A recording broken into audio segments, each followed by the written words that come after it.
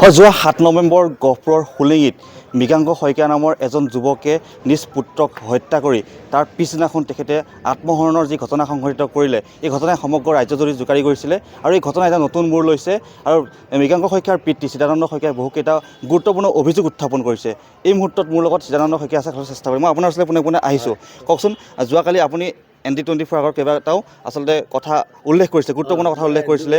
প্ৰায় 14,000 টকা, 15,000 টকা প্ৰায় গাড়ীয়ে লৈছিলে, এম্বুলেঞ্চে। নহয়, টোটেল মই কাত কি দিছে মই নাজানো। কথা হ'ল সেইটো পৰিৱেশৰ মাজতো মই টকা 25,000 সংগ্ৰহ কৰি দিয়াৰ পাছতে থানাৰ পৰা ডেড বডি লৈ যাব পাৰিছে।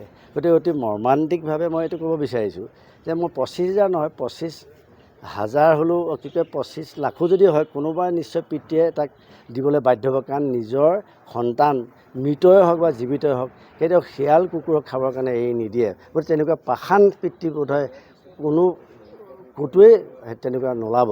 গতিকে মই সেইটো বিবেচনা কৰি টকাটো মই গুৰুত্ব দিয়া নাই। কিন্তু মই গুৰুত্ব দিছোঁ এইটোৱে যে আমাৰ প্ৰশাসনিকভাৱে আৰক্ষী বিভাগত তেনেকুৱা ধৰণৰ এম্বুলেঞ্চ সুবিধা আছেনে নাই, আৰু স্বাস্থ্য বিভাগত তেনেকুৱা ধৰণৰ সুবিধা আছেনে নাই যে মৰণোত্তৰ পৰীক্ষা কৰিবৰ কাৰণে ডাক্তৰ ফিজ দিব লাগে।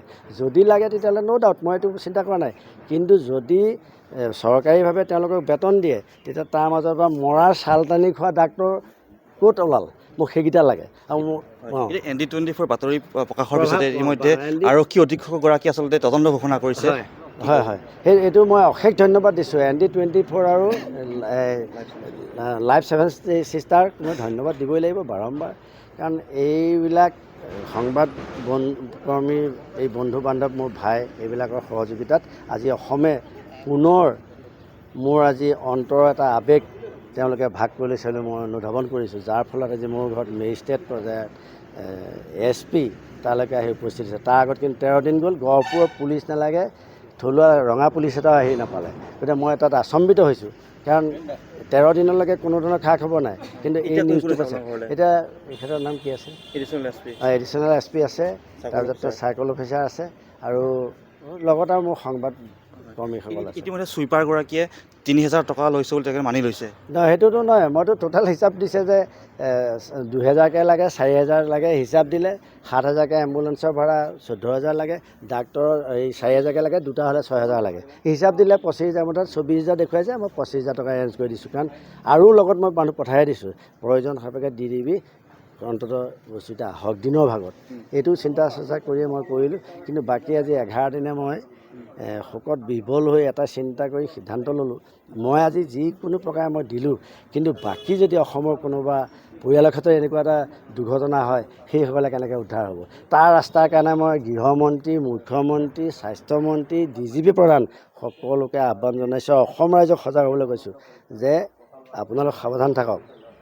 যে চৰকাৰীভাৱেও আপোনালোকে কি পাব মই নাজানো, কিন্তু মোৰ ক্ষেত্ৰত দুটাকৈ কথা এনেকুৱা দুৰ্ঘটনা হোৱাৰ পাছতো হেৰি হ'ল। ইতিমধ্যে তদন্ত ঘোষণা কৰিছে, তদন্তক আপুনি সুখী নে? মই তদন্তৰ কাৰণে সুখী নহয়।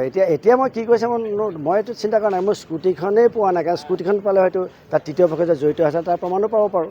গতিকে মোৰ এটা সন্দেহৰ কাৰণে স্কুটিখন পোৱা নাই। কাৰণ নকল সোণৰ ইমানখন টুকুৰা পালোঁ, বঙালমৰাত ওলোৱা ৰিপৰ্টটো গৈ পেলাই নলবাৰীত ধৰিব পাৰে।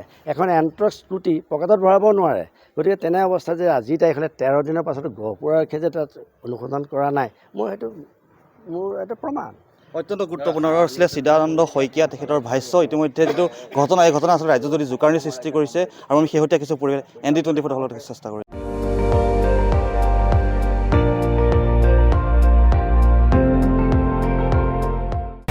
আপুনি চাই আছে ND24, সৰ্বশ্ৰেষ্ঠ নহয়, সৰ্বোত্তমৰ দৌৰ।